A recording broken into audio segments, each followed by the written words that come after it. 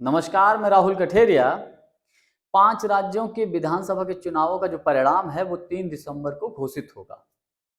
अब मान लीजिए कि 3 दिसंबर के दिन 5 राज्यों के विधानसभा के चुनावों में बीजेपी हार जाती है, तो ये बीजेपी के लिए कितना नुकसान होगा या उससे भी अधिक मोदी जी के लिए ये कितना नुकसानदायक हो सकता है, उन व्यक्तिगत मोदी जी के लिए, इसको हम समझने की कोशिश करेंगे। पहले हम 5 राज्यों की ही बात कर लें। मध्य प्रदेश की बात करें तो मध्य प्रदेश में बीजेपी की तरफ से सबसे बड़ा चेहरा कौन है? मुख्यमंत्री शिवराज सिंह चौहान जी। लेकिन मोदी जी ने कहीं भी होर्डिंग्स में, पोस्टर में उनको उभरने नहीं दिया, कहीं उनके चेहरे नहीं दिखाई दिए। होर्डिंग्स में या रैलियों तक में उनके नाम को लेना उन्होंने जरूरी नहीं समझा, ज्यादा उनको तवज्जो नहीं दी। दूसरी तरफ बात कर लेते हैं मध्य प्रदेश का लगा हुआ छत्तीसगढ़। पूर्व मुख्यमंत्री रमन सिंह जी पूर्व मुख्यमंत्री रहे हैं।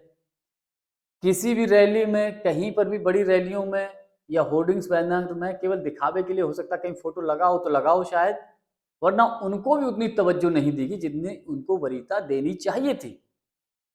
बात कर लेते हैं राजस्थान की, तो भाजपा का सबसे बड़ा चेहरा वसुंधरा राजे सिंधिया थी, हैं आज भी, लेकिन उनको भी पूरे चुनाव में कहीं तवज्जो नहीं दी गई, केवल दिखावे के लिए कहीं थोड़ा सा खड़ा कर लिया हो, कुछ कर लिया हो तो कह नहीं सकते,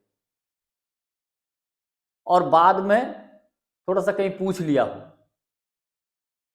बात कर लेते हैं तेलंगाना में, तो तेलंगाना में तो भाजपा है ही नहीं, वहां तो कांग्रेस और बीआरएस में सीधा फाइट है, तो वहां तो मोदी जी है ही नहीं।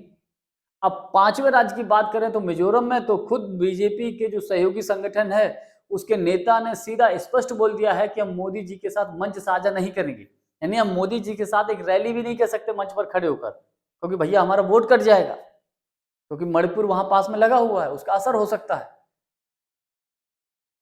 तो ऐसे में अगर बीजेपी हारती है तो देखिए शिवराज सिंह चौहान जी क्या कहेंगे, रमन सिंह जी क्या कहेंगे, वसुंधरा राजे सिंधिया जी क्या कहेंगे।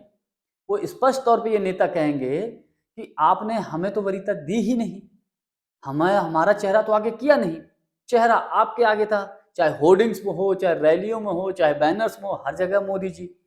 तो चेहरा आपका था, चुनाव आपने लड़ा, तो भैया चुनाव तो आप ही हारे ना, हम थोड़ी हारे।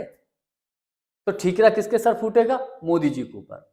अब इसका असर क्या होगा कि इतने सालों से जो बीजेपी के अंदर ऐसे असंतुष्ट नेता जो खुलकर अपनी बात नहीं रख सकते, वो धीरे धीरे मोदी जी के विरोध में बोलना शुरू कर देंगे। अब सवाल सबसे बड़ा यह है कि आखिर मोदी जी के विरोध में बोलेगा कौन?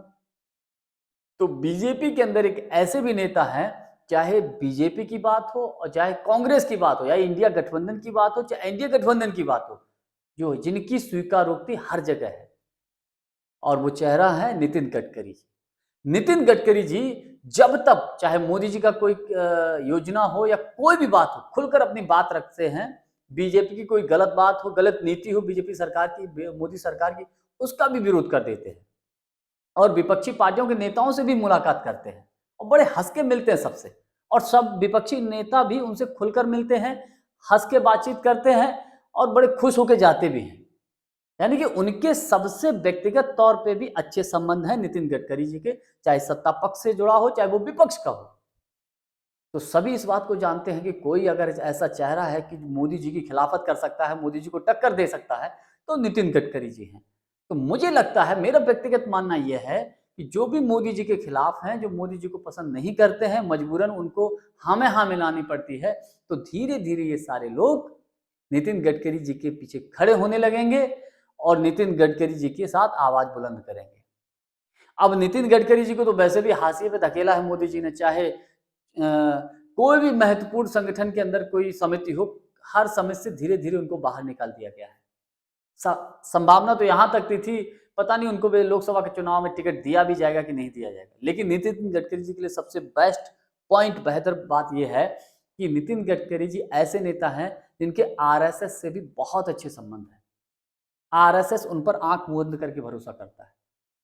तो ऐसे में ये जो लोकसभा के चुनाव से पहले 5 राज्यों के विधानसभा के चुनावों का जो परिणाम है, ये लोकसभा के चुनाव का सेमीफाइनल माना जा रहा है, और अगर इसमें बीजेपी हारती है तो मोदी जी के लिए खतरे की घंटी बज जाएगी, और ये खतरे की घंटी की जो अगुवाई करेंगे वो नितिन गडकरी जी करेंगे। और इस बात को मोदी जी भी बखूबी समझते हैं। एक वक्त ऐसा भी था कि प्रधानमंत्री मोदी जी प्रधानमंत्री पद के दावेदार बन रहे थे, उस वक्त मुख्यमंत्री शिवराज सिंह चौहान जी उनके अपोजिट में थे कि ये भी प्रधानमंत्री पद के चेहरा होना चाहिए। खैर, लेकिन इस वक्त जो सबके लिए बीजेपी के नेताओं के लिए जो राहत की बात होगी वो यही होगी कि अगर 5 राज्यों के परिणाम बीजेपी के खिलाफ जाता है तो समझ लीजिए मोदी जी के खिलाफ बगावत शुरू हो गई है। अब ये किस हद तक जाएगी, कैसे होगी, ये आने वाला वक्त बताएगा। लेकिन आज के लिए बस इतना ही।